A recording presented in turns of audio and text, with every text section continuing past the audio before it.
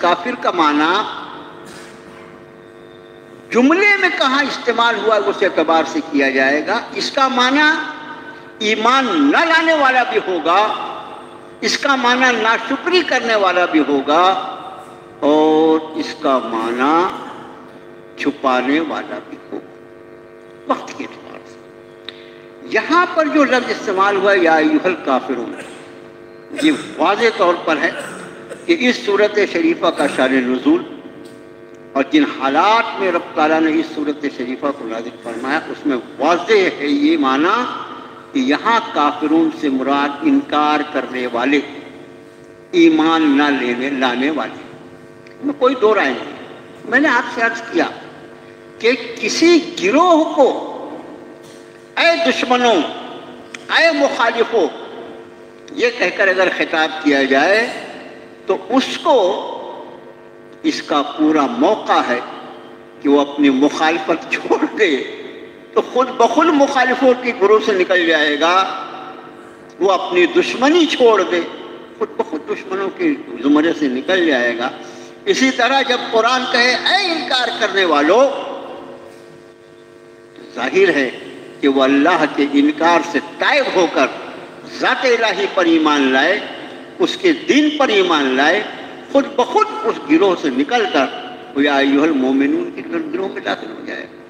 اس لفظ کو کسی غلط معنی میں لے کر وہ تو یہاں تک چلا تھا.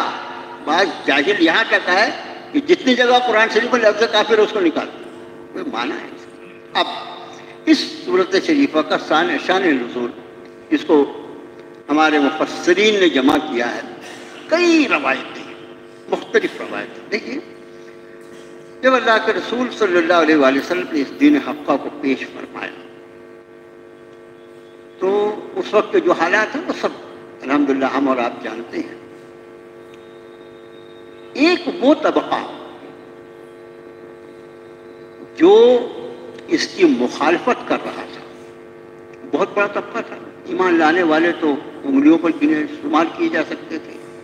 کئی دل میں کوئی ایک شخص ایمان میں داخل ہوتا تھا، اور جو شخص ایمان میں داخل ہوتا گویا وہ اپنے بارے میں یہ فیصلہ کر لیتا کہ مخالفین اسلام کی مظالم، ان کا ظلم، ان کا ستم، ان کا جبر، ان کا استبداد، ان کی زیادتیاں، وہ سب کچھ مجھے سہنے کے لیے تیار.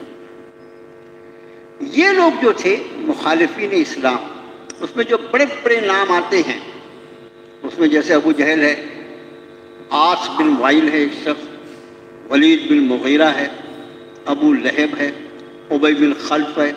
یہ بڑے بڑے مشرکین مکہ ہیں جنہوں نے اپنی زندگی کا مقصد ہی مخالفت اسلام. مگر میرے بھائیوں، انہوں نے جو بھی حربہ استعمال کیا اہل ایمان کو ستانے کے لیے، یہ دیکھ کر حیران رہ گئے کہ آخر ایمان کیا چیز ہے، یہ کون سی چیز ان کو میسر آ گئی ہے جس کو یہ کسی بھی ظلم کے جواب میں چھوڑنے کو تیار نہیں، یہ اپنی جان دینے کو تیار ہیں، اپنے اوپر ہر قسم کی اذیت برداشت کرنے کے لیے تیار ہیں.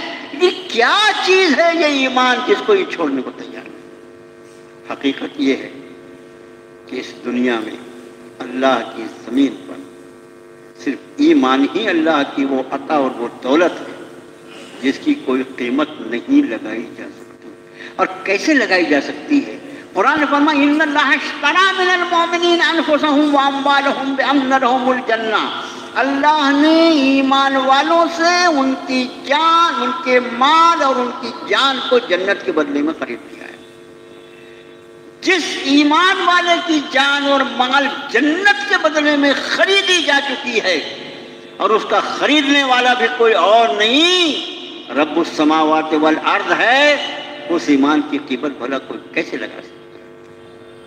اور اس کی قیمت، اس کی اہمیت کسی مومن سے پوچھو. کسی نابالغ کو کیا معلوم کہ بالغ ہونے کے بعد کیا ہوگا؟ کچھ چیزیں ایسی ہوتی ہیں کہ جب تک آدمی اس مقام پر نہ آ جائے تقریر تحریر سے اس کی لذت کو محسوس نہیں کر سکتا.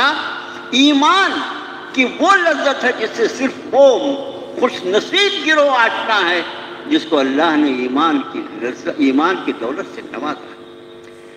ساری کوششیں ان کی ناکام ہو گئی. مفسرین نے جو واقعات نقل کیے ہیں اس سے یہ معلوم ہوتا ہے کہ کئی مرتبہ ایسا ہوا، ایک مرتبہ نہیں. کبھی یہ ہوتا کہ وہ لوگ براہ راست نبی کریم صلی اللہ علیہ وسلم سے گفتگو کرتے. کبھی یہ ہوتا کہ ان کے چچا ابی طالب جو ہیں ان کے سرپرست ان کا بہت ہی ادب کرتے ہیں، ان کو بیچ میں لایا جائے. کبھی کوئی اور طریقہ ہوتا. اور ان کی وہ مختلف تجاویز جو انہوں نے مصالحت کے لیے پیش کی. یہ لفظ مصالحت یہ یاد رکھیں، جس کو انگریزی میں کمپرمائز کہا جاتا ہے. آج انشاءاللہ العزیز صورت شریفہ کی روشنی میں مسلمان کہاں کمپرمائز کر سکتا ہے اور کہاں نہیں کر سکتا. انشاءاللہ یہ بات اگر اللہ نے یاد دلایا اور توفیق دی تو کر سکتا ہے. بہت سی ایسی چیزیں ہیں قرآن شریف نے فرمایا وَالصُّلْحُ خیر، صلح کر لینا بڑی بھلائی کی چیز ہے. لیکن صلح کہاں کی جا سکتی ہے اور کہاں نہیں کی جا سکتی، یہ ایک بنیادی سوال ہے جس کا جواب اس صورت شریفہ میں رب تعالیٰ نے ارشاد فرمایا ہے. ان کی جو تجاویز تھی وہ ایک تجویز یہ تھی، آپ ایسا کریں ہمارے بتوں کو برا کہنا چھوڑ دیں. ہمارے بتوں کو اچھا نبی کریم صلی اللہ علیہ وسلم کیا ارشاد فرماتے تھے؟ وہ جو اللہ تعالیٰ اپنے کلام میں نازل فرماتے تھے. اللہ تعالیٰ جو کچھ اپنے کلام میں نازل فرماتے تھے وہی آپ ارشاد فرماتے تھے نا.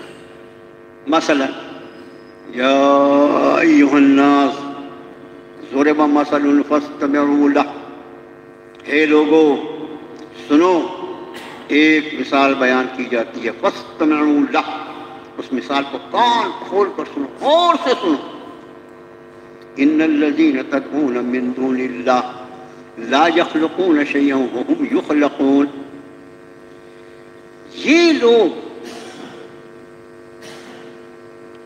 یا ایھا الناس ضرب مثل فاستمعوا لہ ان الذین تدعون من دون اللہ لا يخلقون ذبابا ولو اجتمعوا لہ. یہ لوگ اللہ کو چھوڑ کر جن لوگوں کو پکارتے ہیں وہ سب کے سب مل کر ایک مکھی بھی نہیں بنا سکتے. اب مکھی بنانا تو بہت بڑی بات ہوئی. ان یسلبہم الذباب شیئا لا یستنقذوہ منہ، اگر مکھی ان سے کوئی چیز چھین کر لے جائے تو یہ اس کو مکھی سے واپس نہیں لے سکتے. ضعف الطالب والمطلوب، طلب کرنے والا، چاہنے والا اور جس کو چاہا جا رہا ہے، دونوں کے دونوں انتہائی بودے. اب والذین تدعون من دونہ، اللہ کے سوا جن سے تم دعا کرتے ہو.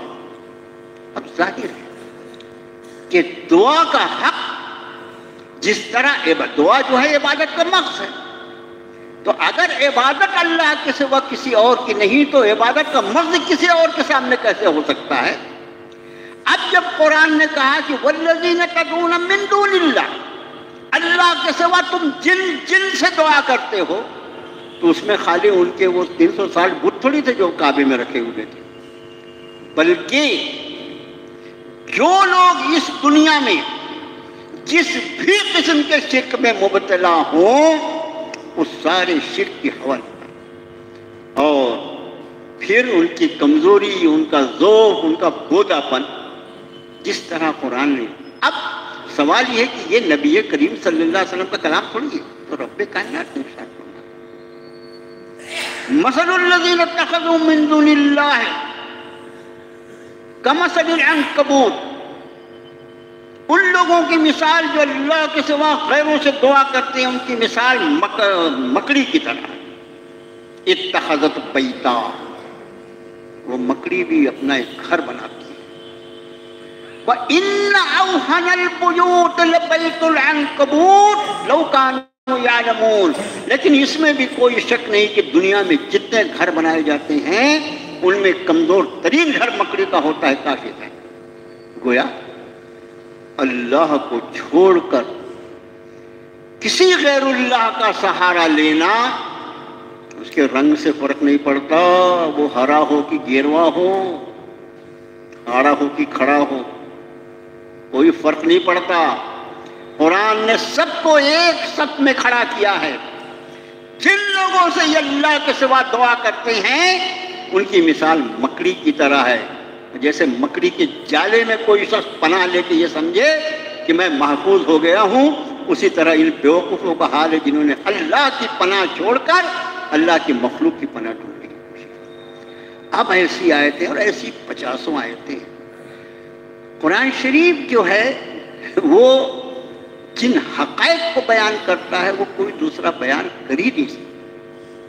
اور یہی وجہ ہے کہ اللہ پاک نے جن کو قرآن شریف کا چسکا عطا فرما دیا پھر ان کو دوسروں کی ان باتوں میں مزے ہی نہیں آتا. بھائی قرآن سے کوئی بات کہے، اللہ کا کلام سنا یا تو نبی کریم صلی اللہ علیہ وسلم کے ارشادات سنا، حق تو وہ ہے، دین کی بنیاد تو وہ ہے، تو اپنی تقریر کا جھاڑے جا رہا ہے. بھائی یہ چیزیں جو ان کو بہت بری لگتی، کیا صاحب ارے ہمارے بتوں کے ساتھ تھوڑی تو رعایت کرو.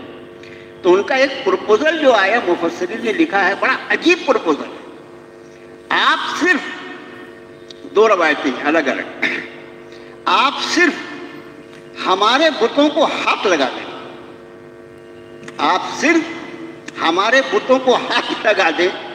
اور ایک روایت میں ہے کہ ایک مرتبہ آپ ہمارے بتوں میں سے کسی کو چوم لیں، استغفر اللہ معاذ اللہ، بس ہماری اور آپ کا سارا جھگڑا ختم ہو جائے.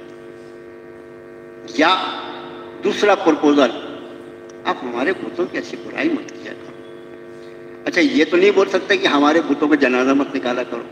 یعنی اصل مضامین جو ہیں وہ تو بیچارہ بالکل چھوبنتر ہو جائے نا، شرک. اچھا شرک جو ہوتا ہے حقیقت یہ کہ اس کی کوئی بنیادی نہیں، اور مشرک سے زیادہ بے عقلہ کوئی نہیں ہو سکتا، یہ سمجھ لیجیے. وہ دنیا کے اعتبار سے میزائل مین ہو سکتا ہے اور کچھ اور ہو سکتا ہے اور ایٹم بم مین ہو سکتا ہے، کچھ بھی ہو سکتا ہے، لیکن مشرک سے زیادہ بے عقلہ کوئی نہیں ہو سکتا. جب تک انسان کی عقل صحیح رخ پر کام کرے گی وہ اللہ کی ذات کو چھوڑ کر اس کائنات میں سے کسی بھی چیز کے آگے سر کو سجود ہونے کی کبھی بھی بیوقوفی نہیں کر سکتا. مشرک سے زیادہ بے عقلہ کوئی نہیں. تو انہوں نے ایک یہ رکھا، کسی پر ہاتھ رکھ دیجیے، کسی کو چوم لیجیے. اچھا ایسا کیجیے، ایک اور پروپوزل ہے، ہم آپ کو اپنا سردار بنا لیتے، ہم آپ کو اپنا سردار بادشاہ بنا لیتے ہیں آپ کو مکے میں، اور سب ہم آپس میں مال دولت جمع کر کے اتنا مال آپ کی خدمت میں پیش کرتے ہیں کہ آپ مکے کے سب سے امیر آدمی. پھر اگر آپ کی نگاہ میں کوئی ایسی خاتون ہو جس سے آپ نکاح کرنا چاہیں، آپ ان کا نام بتا دیں، آپ کا نکاح کون سے کر دیں. تیسرا پروپوزل یہ لائے. اچھا ایسا یہ سب الگ الگ موقع پر ہے، یہ مفسرین نے ان سارے واقعات کو نقل کیا ہے. اس کا معنی یہ کہ الگ الگ اوقات میں یہ سارے واقعات پیش آئے. اب بھلے سے اس میں وقفہ کتنا کم اور زیادہ ہے وہ اللہ بہتر جانتا ہے. ایک ان کا آخری پروپوزل یہ تھا کہ اچھا ہم ایسا کرتے ہیں کہ ہم سب مل کے ہم یہ طے کر لیتے ہیں کہ 1 سال تک ہم بالکل آپ کے معبود کی عبادت کریں، کسی بت کی طرف دیکھیں گے بھی نہیں، پلٹ کے کچھ نہیں، سب سے ترک تعلق. مگر اس کے اگلے سال میں پھر معاذ اللہ ثم معاذ اللہ آپ اور آپ کے ماننے والے پھر ہمارے بتوں کی بندگی کرنا. تو مطلب 1 سال اللہ کی بندگی کی جائے، 1 سال غیر اللہ کی بندگی کی جائے. یہ مختلف ان کے یہ پروپوزلز تھے، یہ مصالحانہ پیغام تھا کہ کوئی ایسی شکل نکلے کہ جس کی وجہ سے ہم جو آپ کی مخالفت کر رہے ہیں ہم اپنی مخالفت پر باز آ جائیں گے، آپ کے لیے آپ کی دعوت کا کام آسان ہو جائے. ان سارے ان کے جو مشورے تھے ان سارے مشوروں کے جواب میں یہ صورت شریف پار کرنا ہے. اس سے آپ سمجھ سکتے ہیں کہ یہ صورت شریفہ جو ہے اپنے مضمون مضامین کے اعتبار سے کتنی اہم ترین، کیونکہ ہر دور میں مذہبی رواداری کے نام پر سارے مذاہب ایک ہیں. یہ کوئی جملہ ہے؟ سارے مذاہب ایک ہو سکتے ہیں؟ بدتمیز کہیں گے. بولنے والے کو عقل ہے. شرک، کفر، الحاد، یہ سب کا نام مذہب ہے، اور وہ کھڑی کھڑی کھوٹ توحید جو اسلام کی صفت ہے، یہ سب ایک جیسے ہو سکتی ہے؟ ممکن ہے یہ؟ تو اسلام مذہبی رواداری کے نام پر اس طرح کے تماشے ہمیشہ ہوتے رہے ہیں، اور آج کے دور میں تو زیادہ ہوتے ہیں اور قیامت تک ہوتے رہیں گے. ایسے حالات میں اہل ایمان کا کیا کردار ہونا چاہیے؟ میں نے آپ سے عرض کیا، مصالحت والصلح خیر بھی قرآن ہی کی آیت ہے کہ مصالحت میں، کمپرمائز میں بھلائی ہے، لیکن کمپرمائز کہاں کی جا سکتی ہے، کہاں نہیں کی جا سکتی، یہ ایک اصل سوال ہے جس کا جواب انشاءاللہ سورۃ شریفہ میں ہمیں ملتا ہے. ارشاد فرمایا، قل یا ایھا الکافرون، آپ فرمائیے نبی صلی اللہ علیہ وسلم، اے کافر. اس لیے یہ جو پرپوزل آیا تھا، جو تجویز آئی تھی، وہ انہی کی طرف سے آئی تھی. اس لیے فرمایا، آپ ارشاد فرمائیے نبی صلی اللہ علیہ وسلم، اے کافرو لا اعبد ما تعبدون، میں نہیں بندگی کرتا ان کی جن کی تم بندگی کرتے ہو. ولا انتم عابدون ما اعبد، اور نہ ہی تم بندگی کرنے والے، عبادت کرنے والے اس کی جس کی میں بندگی کرتا ہوں. ظاہر ہے تم بت پرست، میں خدا پرست. تم بت پرست، میں خدا پرست، یہ دونوں میں جوڑ کیسے بیٹھے گا؟ پھر تکرار. اب یہ تکرار ہے یا پھر اس میں ضمائر کی بحث ہے، پھر ماں کس معنی میں استعمال ہوا، مصدر میں استعمال، بڑی لمبی چوڑی بحث ہیں. لیکن وہ ہمارے جیسے عام آدمی کے لیے، میرے جیسے چھوٹے آدمی کے لیے ان بحثوں میں پڑا، اور عوام کے لیے اس کو کچھ نہیں. پھر تکرار، ولا انا عابد، اور نہ میں بندگی کرنے والا. عابد کس کو کہتے ہیں؟ بندگی کرنے والا. اس میں فاعل ہے نا، یہ عبد سے اس میں فاعل بنتا ہے عابد. ولا انا عابد، اور نہ میں بندگی کرنے والا، ما عبدتم، جن کی تم بندگی کرتے ہو. ولا انتم عابدون ما اعبد، اور نہ ہی تم بندگی کرنے والے جس کی میں بندگی کرتا ہوں. تم اپنی بت پرستی سے ہٹنے والے نہیں، اور میں اور میرے ماننے والے اپنے عقیدہ توحید سے ہٹنے والے نہیں. عبادت اور عبادت کی ساری قسمیں، عبادت اور عبادت کی ساری قسمیں. عبادت کیا ہے؟ پہلی بات یہ، عبادت کیا ہے؟ عبادت جو ہے وہ مقصد ہے جس کے لیے انسان کو پیدا کیا گیا ہے. وما خلقت الجن والانس الا ليعبدون، جناتوں اور انسانیوں کو نہیں پیدا کیا مگر اس لیے کہ وہ بندگی کریں. تو بندگی کہتے ہیں غلامی کو. زندگی کی ایک ایک سانس کے ساتھ یہ اپنے پیدا کرنے والے کا غلام ہے. یہی وجہ ہے کہ اسلام میں یہ بنیاد جو ہے، یہ بہت بنیادی مضمون ہے میرے بھائیو، اس کو اللہ کے نام پر اس کو یاد رکھنے کی کوشش کریں. اسلام کی پالیسی جو ہے، لوگوں نے نہ جانے کہاں سے ڈھونڈ ڈھانڈ کر تلوار لا کر اسلام کی گردن میں لٹکا دیا. حقیقت یہ ہے کہ اسلام کی جو پالیسی ہے قرآن شریف کی آیات مبارکہ سے واضح،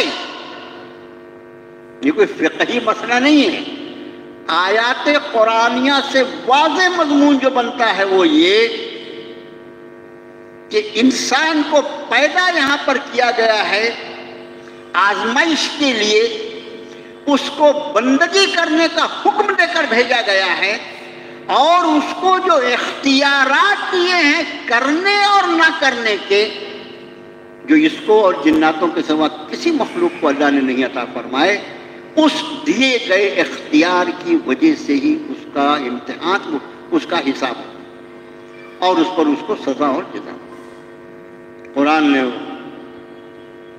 بآواز بلند یہ فرمائی، ومن شاء فلیؤمن ومن شاء فلیکفر، سو جو چاہے وہ ایمان لائے اور جو چاہے وہ انکار کر دے۔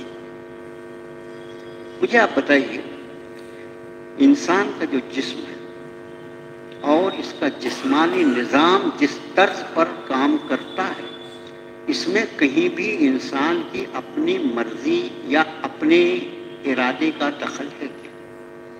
سانس لینے میں آپ کی مرضی ہوتی ہے؟ آپ اپنی مرضی سے سانس لیتے ہیں کہ اللہ کے قانون کے دوارا سانس چلتی رہتی ہے؟ آپ کی آنکھوں کا دیکھنا، آپ کے کانوں کا سننا، آپ کے جسم کی حرکت، یہ سارا کام اپنے آپ ہوتا ہے اللہ کے قانون کے دوارا۔ اسی طرح ہم جو پانی کا گھونٹ اپنے منہ میں لیتے ہیں، اس کو اتارنے کے لیے کیا ہم کوئی نیت کرتے ہیں؟ نیت کرتا ہوں میں پانی کو نگلنے کی، واسطے پیاس بجھانے کی، ایسا کچھ ہوتا ہے کیا؟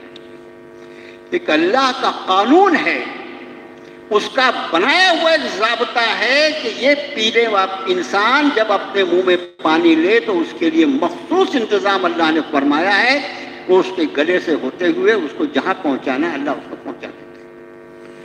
جو اللہ پانی کے ایک ایک گھونٹ کو، اناج کے ایک ایک دانے کو اتنے اس طرز پر اس کے جسم میں اتارنے کی قدرت رکھتا ہے اور طاقت رکھتا ہے اور اس پر ہی اس کی زندگی قائم رکھتا ہے، وہ اس بات پر بھی قدرت رکھتا ہے کہ جب چاہے اس کی پانی کی گھونٹ کو اس کے حلق میں اٹکا دے اور پھر یہ آواز آئے اس کو، اگر تو مجھے اپنا رب مانتا ہے تو میں زندہ رہنے دوں گا ورنہ تجھ کو مار ڈالوں گا۔ کوئی شخص ایسے حالت میں کفر کر سکتا ہے؟ سب کے سب اس کے دوسرے پر حالات پیش آئے اس کو دیکھ کر ہی مان لائے گا۔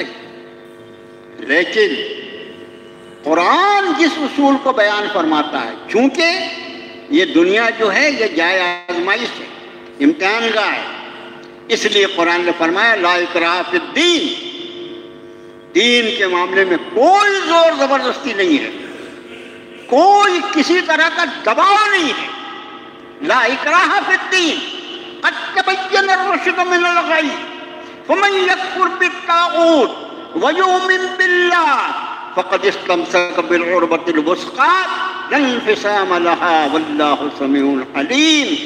جو کوئی لا اکراہ فی الدین قد تبین الرشد من الغی، ہدایت اور گمراہی اس دونوں کو واضح کر دیا گیا ہے۔ واضح کیسے ہو گیا؟ واضح اس لیے ہوا کہ اللہ نے اپنے نبی محترم صلی اللہ علیہ وسلم کے قلب انور پر فرقان نازل فرمایا۔ تبارک الذی نزل الفرقان علی عبدہ لیکون للعالمین نذیرا۔ ساری برکتیں اس اللہ کے لیے جس نے اپنے بندہ خاص محمد صلی اللہ علیہ وسلم کے ذات عالی پر اس فرقان کو نازل فرمایا تاکہ وہ سارے جہانوں کو اس سے خبردار کرے۔ تو یہ فرقان، یہ حق اور باطل کی کسوٹی، اس کی بنیاد پر ہدایت اور ضلالت دونوں کو الگ الگ کر دیا گیا۔ یہ ہدایت ہے، یہ ضلالت ہے، یہ جنت کا راستہ ہے، یہ جہنم کا راستہ ہے، یہ اللہ کو راضی کرنے والا راستہ ہے، یہ اللہ کو ناراض کرنے والا راستہ۔ قد تبین الرشد من الغی فمن یکفر بالطاغوت ویؤمن باللہ، پھر جس کسی نے طاغوت کا انکار کیا اور اللہ پر ایمان لایا، فقد استمسک بالعروۃ الوثقی، اس نے ایک مضبوط سہارا، ایسا مضبوط سہارا تھاما، لن انفصام لہا، ایسا سہارا اس نے تھاما یہ سہارا کبھی نہیں ٹوٹے، ایسا سہارا اس نے تھام لیا۔ اللہ پر ایمان لا کر، کفر کو ترک کر کے اللہ پر ایمان لا کر اس نے ایک ایسا مضبوط سہارا تھاما، لن انفصام لہا، وہ کبھی بھی نہیں ٹوٹے گا۔ یہ سہارا ایسا سہارا ہے اس کو جنت تک پہنچا دے۔ یہ ایمان اس کا اس کو جنت تک پہنچا دے. مجھے آپ بتائیے جب ایسی آیت شریفہ قرآن میں موجود ہے تو کیوں کہہ سکتا ہے کہ اسلام زبردستی قبول کروا لیں؟ کوئی کسی معاملے میں ہمارے ہاں اسلام کی اس شریعت میں اکراہ سے جبر سے کوئی کام کیے ہی نہیں جا سکتا. ہر کام جو ہوگا وہ راضی خوشی سے. ایک بات. اب دوسری بات جو عرض کرنی ہے جو بہت قابل توجہ ہے کہ جب اللہ عز و جل نے انسان کو بندگی کے لیے پیدا کیا وما خلقت الجن والانس الا لیعبدون، تو اس کا معنی یہ کہ بندگی کے سوا اس کے لیے کوئی کام ہی نہیں ہے. یہی وجہ ہے کہ یہ وہ دین ہے کہ زندگی کا ایک ایک شعبہ جب وہ اللہ کی رضا اور جناب محمد الرسول اللہ صلی اللہ علیہ وآلہ وسلم کے مقدس طریقے کے مطابق کیا جاتا ہے تو ہر شعبہ زندگی سراپا عبادت بن جاتی ہے. ہم لوگ اس میں دین اور دنیا کا فرق کرتے رہتے ہیں، لیکن یہ فرق مٹ جاتا ہے کب؟ جب اللہ کی رضا سامنے ہو اور نبی کی سنت سے. پھر تو اس کی بیوی کے پاس جا کر اپنی خواہشات نفسانی کا پورا کرنا عبادت. اب آگے کی کیا کوئی بات نہیں، اس لیے کہ اس کو عبادت کے لیے پیدا کیا گیا ہے، اس لیے اس کے ہر عمل کو عبادت اللہ نے بنانے کا طریقہ اس کو دے دیا. اب اس عبادت کے دائرے سے نکلنے کی اس لیے آپ اس نے فرمایا لا اعبد ما تعبدون. یہ عبادت کرنا، عبادت کی وہ ساری شکلیں جس کو عبادت لوگ سمجھتے ہیں، اور اس میں اللہ کی مرضی کے مطابق زندگی گزارنا، اور اللہ کی مرضی کے مطابق زندگی اس وقت تک گزر نہیں سکتی جب تک نبی کریم صلی اللہ علیہ وسلم کی پیروی نہ کر رہی جائے. ان کی پیروی، ان کی اطاعت کے دائرے سے نکلنے کے بعد کوئی عمل عبادت نہیں رہ جاتا. یہاں تک کہ نماز اور روزہ، یہ سارے کے سارے اعمال جس کو دنیا سراپا عبادت کہتی ہے وہ سراپا عبادت ہیں بھی. ان عبادات کے کرنے میں بھی اگر اتباع رسول سے کوئی ہٹ جائے پھر وہ عبادت کی رہے گی، شکل عبادت کی رہے گی لیکن قبولیت نہیں. میں لفظ عبادت جو ہے لا اعبدو، نہیں میں عبادت کرتا، نہیں میں بندگی کرتا، اس کے معنی کتنے ہیں؟ اب تکرار کے ساتھ فرما دیا کہ جس کی میں بندگی کرتا ہوں اس کی تم بندگی کرنے والے نہیں، اور جن کی تم بندگی کرتے ہو اس کی میں بندگی کرنے والا. لکم دینکم ولی دین، تمہارے لیے تمہارا دین، میرے لیے میرا دین. یہ کیا بات ہے؟ مطلب یہ لکم دینکم ولی دین یہ کیا معنی رکھتا ہے؟ یہاں پر اب مصالحت کو سمجھیے. دین کا لفظ جو ہے بعض ترجمہ نگاروں نے اس آیت کا ترجمہ کیا ہے تم کو تمہارے کیے کا بدلہ ملے گا اور مجھ کو میرے کیے کا بدلہ. ایسا بھی ترجمہ کیا ہے بعض ترجمہ نگاروں نے، لیکن زیادہ ترجمہ نگار اور مفسرین اس طرف گئے ہیں کہ تمہارے لیے تمہارا دین اور میرے لیے میرا دین. یہ دین کیا ہے؟ دین جو ہے وہ کہتے ہیں طریقے زندگی. زندگی جو ہے میرے بھائیوں یہ گزارنے کی چیز نہیں ہے. زندگی کے اندر اللہ نے یہ صفت رکھی ہے کہ وہ خود بخود گزر جائے. دیکھنا یہ ہے کہ ہم اس کو کس طرز پر گزار رہے ہیں. جیسے برف کی فطرت پگھلنا ہے، ٹھیک اسی طرح زندگی کی فطرت گزر رہا ہے. ہم گزار کیسے رہے ہیں اس پر ہم کو نگاہ رکھنا ہے، ورنہ اللہ کی گزاری جائے تب بھی گزرے گی، اور اگر معاذ اللہ ثم معاذ اللہ نافرمانے میں گزاری جائے تب بھی زندگی گزر جائے گی. اس لیے دین، اب جب آدمی زندگی گزارے گا تو کسی نہ کسی طریقے پر گزارے گا نا. مومن ہوگا تو اس کا طریقہ مومنانہ ہوگا، مومن ہوگا تو اس کا طریقہ مومنانہ ہوگا، مشرک ہوگا تو اس کا طریقہ مشرکانہ ہوگا، کافر ہوگا تو اس کا طریقہ کافرانہ ہوگا، ملحد ہوگا تو اس کا طریقہ ملحدانہ ہوگا. زندگی تو بہرحال کسی نہ کسی طریقے پر گزرے گی. وہ زندگی گزارنے کے لیے اس زندگی کے گزارنے کا جو طریقہ ہے اس کو دین کہا جاتا ہے. پھر اکثر مفسرین نے جو اس کو لکم دینکم، تمہارے لیے تمہارا دین، یعنی تمہارا طریقہ زندگی، ولیہ دین، اور میرے لیے، ولیہ اور میرے لیے دین، میرا دین۔ یہ عربی زبان کا کیا قاعدہ ہے وہ قاعدے والے بتانے کا موقع نہیں ہے، ابھی صرف اس کا ترجمہ اتنی ہے، لکم دینکم، تمہارے لیے تمہارا دین، ولیہ دین، اور میرے لیے میرا دین۔ تم اپنے دین پہ رہو، میں اپنے دین پہ رہوں۔ یہ دین جو ہے، ہم جس دین یعنی جناب نبی کریم صلی اللہ علیہ وسلم جس دین کو انسان کے سامنے پیش فرما رہے ہیں وہ دین اللہ۔ اس کے فوراً بعد سورہ اذا آئے گی، اس میں فی دین اللہ افواجا، اللہ کے دین میں۔ تو یہ دین جو ہے، جو نبی کریم صلی اللہ علیہ وسلم جس کو لے کر آئے ہیں، یہ دین اللہ ہے۔ یہ وہ طریقہ زندگی ہے جس کو اللہ نے اپنے بندوں کے لیے پسند فرما لیا ہے۔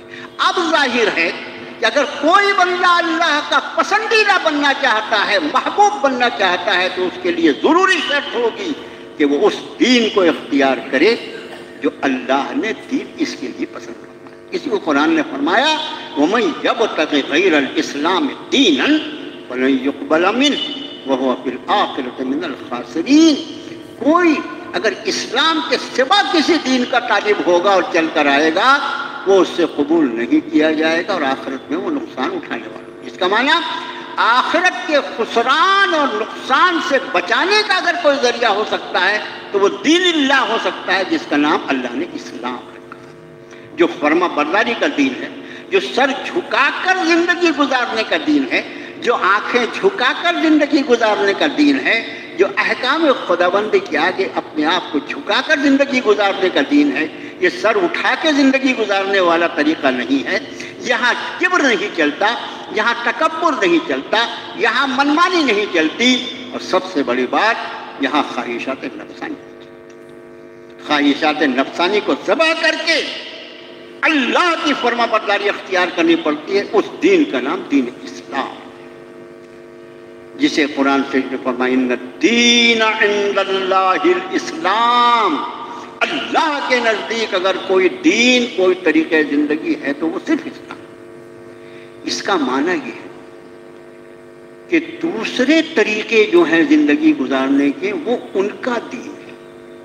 یا اب ہم یہ کہہ لیں کہ دین اسلام دین حق ہے، اور اس کے بعد جتنے زندگی گزارنے کے طریقے ہیں وہ سارے کے سارے ادیان باطلہ ہیں، اور اس کا حشر کیا ہوگا؟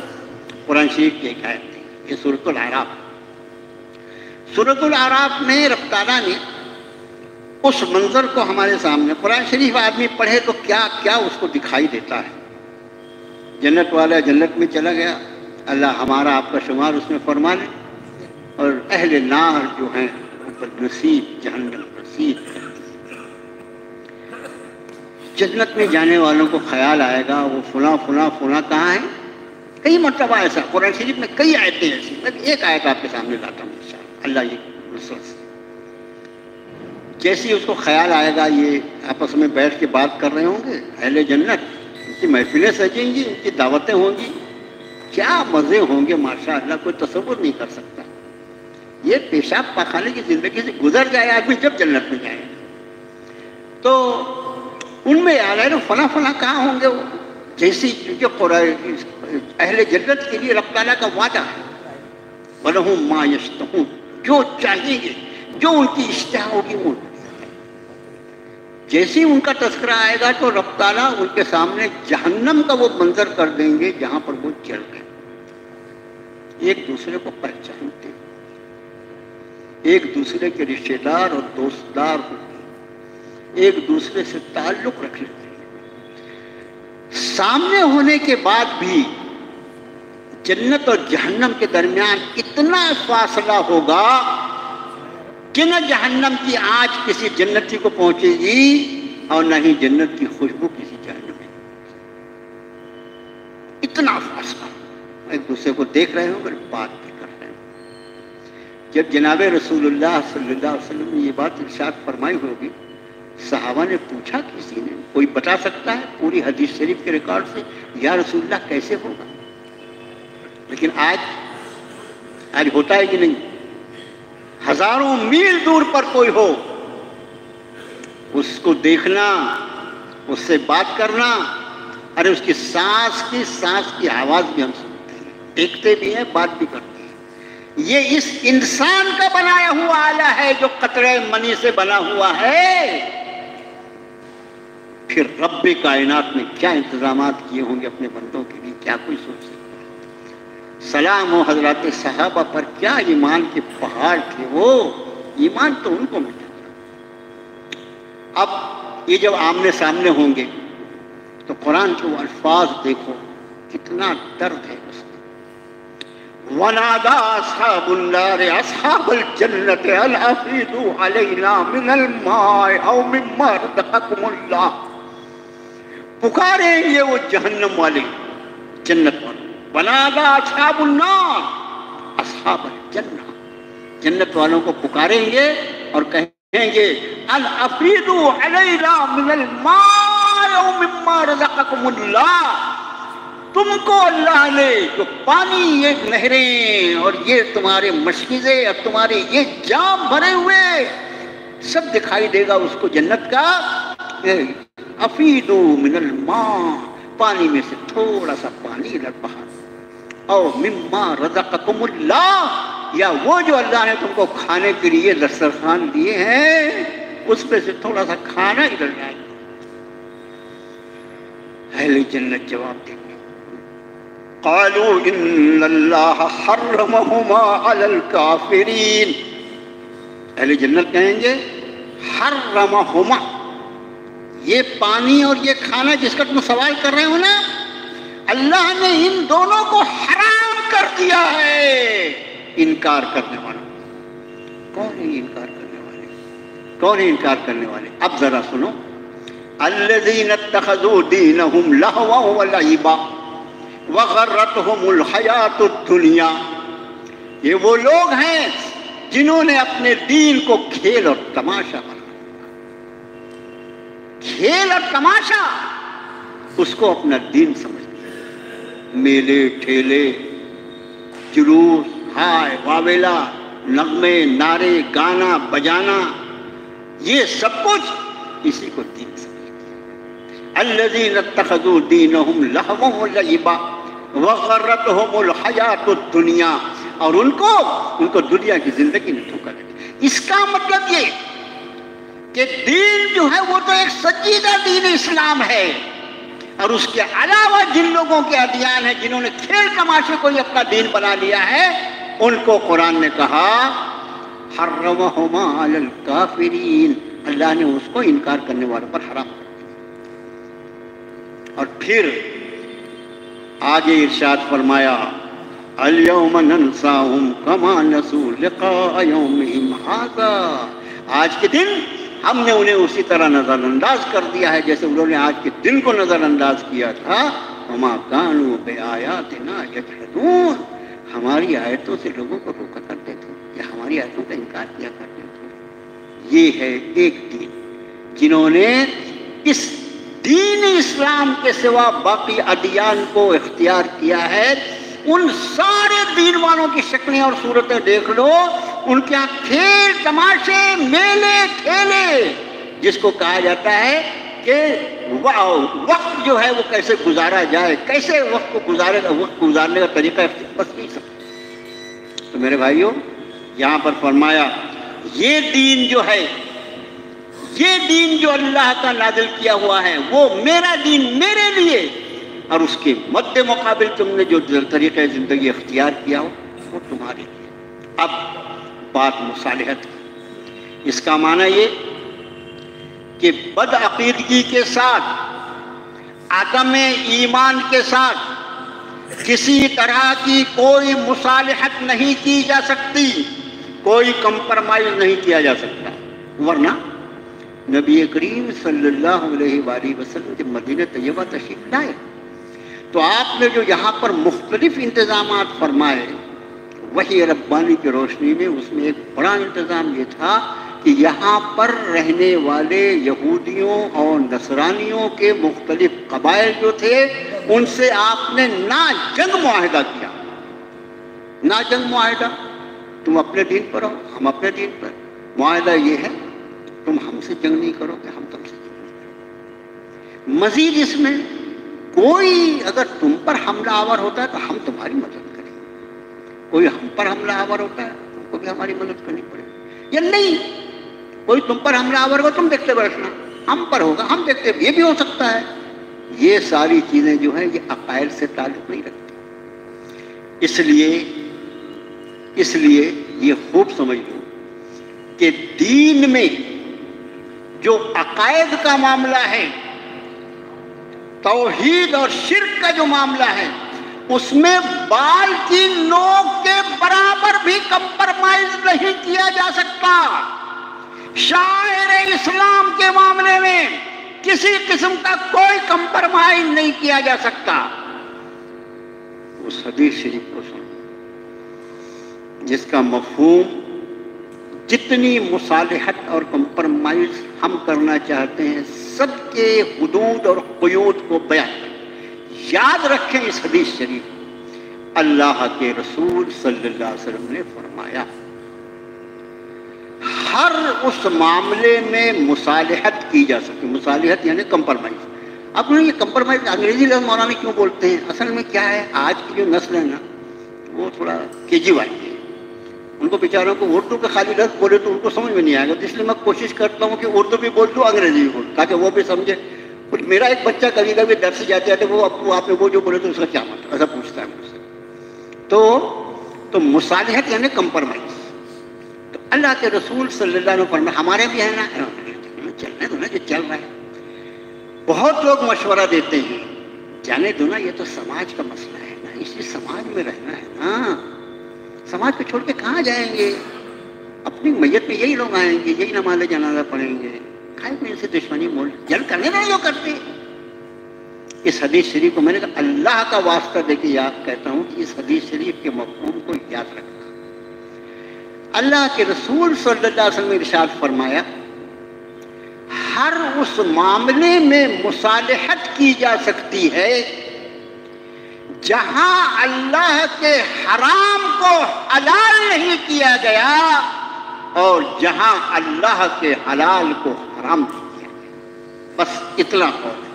دیکھو ذرا اس حدیث شریف کے الفاظ کو دیکھو، ہر اس معاملے میں مصالحت کی جا سکتی ہے جہاں اللہ کے حلال کو حرام نہیں کیا گیا، یعنی حلت اور حرمت کے سارے مسائل کس کا حق، کس کا؟ اللہ کا نا۔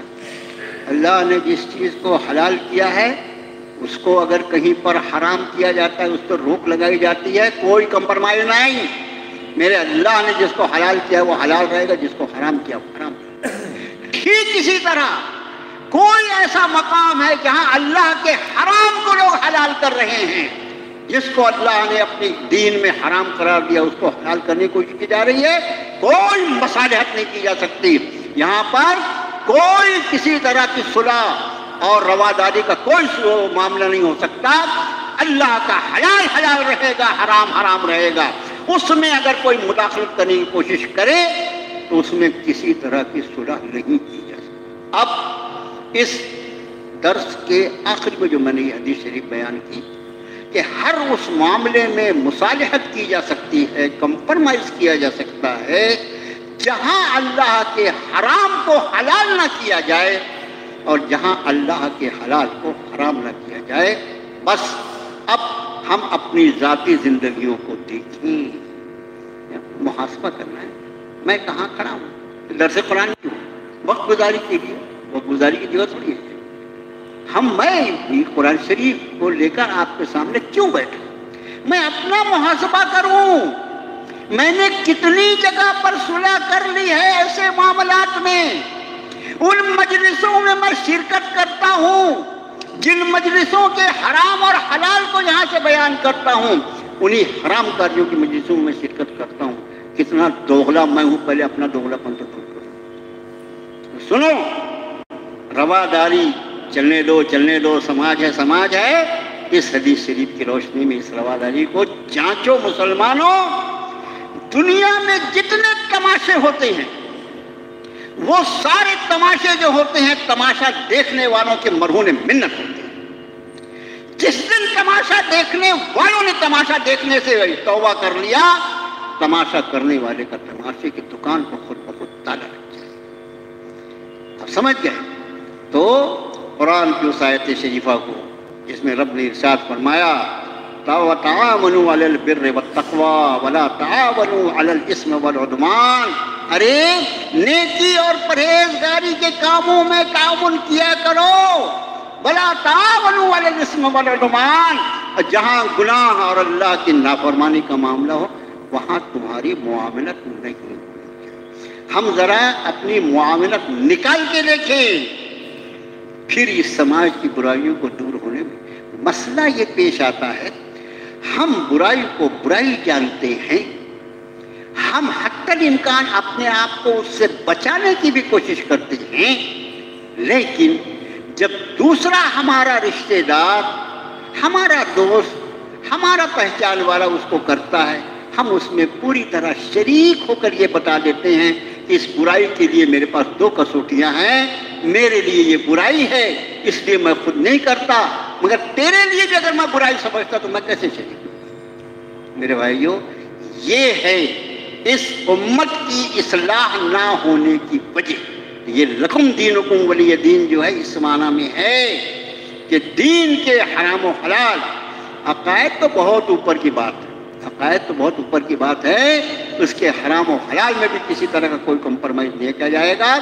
مومن جو ہوگا وہ اپنے دین پر عمل پیرا ہوگا، اور پھر جو غیر مومن ہے وہ اپنا عمل دیکھے، اس لیے کہ اس کو اپنے اعمال کے لیے رب کائنات کی بارگاہ میں جمع ہوتا ہے.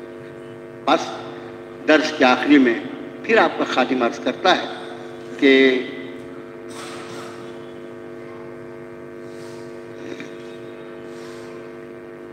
یہ ایک صحت کی دعا کی درخواست ہے. جناب سید احمد علی صاحب جو ہیں ان کی اہلیہ محترمہ بہت ہی سخت دلیل ہیں، دعا کرتے اللہ ان کو شفاء کاملہ عاجلہ مستقلہ عطا فرمائے. میں جو بات عرض کرنے جا رہا تھا وہ یہ کہ جو مجلس تعلیم القرآن کے سامنے مکان کی خریدنے کا ایک مسئلہ جو کئی دنوں سے آپ کے سامنے آ رہا ہے، مہینوں سے میں آپ کے سامنے عرض کر رہا ہوں کہ بڑی رقم ہے وہ، اور اس رقم کو ظاہر ہے کوئی بڑے سے بڑا کام ہو الحمدللہ ایمان والے اس پر ایک مرتبہ متفق ہو جائیں، اللہ اس کو آسان کرے. تو اس میں اپنے بھرپور تعاون سے آپ اس کو نوازیں. اور اس لیے اور جو خرچ انفاق فی سبیل اللہ، اللہ کے راستے میں مال خرچ کرنا، اس کی بہت سی مدیں ہیں، ایک مد نہیں 20 مدیں، لیکن ان مدوں میں سے کچھ مدیں وہ ہیں جس میں خرچ کرنے کا ثواب وقتی ہوتا ہے. آپ نے کسی بھوکے کو کھانا کھلا دیا، ننگے کو کپڑا پہنا دیا، یہ سب وقتی سے. لیکن کچھ ایسے اعمال ہوتے ہیں جس میں اگر آدمی اپنی رقم لگائے تو یہ اس کی وفات کے بعد بھی، چونکہ وہ کار خیر کا سلسلہ جاری رہتا ہے، تو اس کی وفات کے بعد بھی جب تک اللہ اس سلسلے کو جاری رکھیں گے اس کا اجر و ثواب ملتا ہے. یہ تو بہت زبردست کام ہے، اسی کو ثواب جاریہ کہا جاتا ہے. حدیث شریف میں آپ صلی اللہ علیہ وسلم نے جس کو ثواب جاریہ فرمایا وہ یہی ہے. ایک وہ علم جس سے لوگوں کو فائدہ پہنچے، ایک وہ اولاد جس کی وجہ سے جو لوگوں اپنے مرحومین کے لیے، اپنی اولاد، اپنے ماں باپ کے لیے دعا مغفرت کرے، تیسرے وہ کام جس سے عوام الناس کو اس کے جانے کے بعد فائدہ پہنچے. تو ظاہر ہے میرے بھائیوں کہ یہ جو مدرسہ مجلس تعلیم القرآن کی زیر سرپرستی چل رہا ہے، اور انشاءاللہ آگے بھی میں اور آپ نہیں رہیں گے. ظاہر ہے کہ جن لوگوں نے جن مقدس ہستیوں کو اللہ تعالیٰ نے اس کے لیے قبول فرمایا، اس تعلیم القرآن، درس اور درس تدریس قرآن کا پڑھنا، ترجمہ، تفسیر، وہ لوگ تو اس دنیا سے چلے گئے اور ایک دن ہم اور آپ بھی چلے جائیں گے. لیکن میرے بھائیوں ہمارے جانے سے یہ کام نہیں ہوتا. یہ تو کام اللہ کے دین کا کام ہے، اور ظاہر ہے یہ قیامت تک چلنے والا ہے انشاءاللہ. میرا بہت ادب سے درخواست ہے ساتھیوں سے کہ اس میں بھرپور تعاون فرمائیں تاکہ وہ کام ہم سب کے لیے، اس لیے کہ ہر وہ چیز جو وقف للہ ہوتی ہے وہ سارے مسلمانوں کی ملک ہوتی ہے.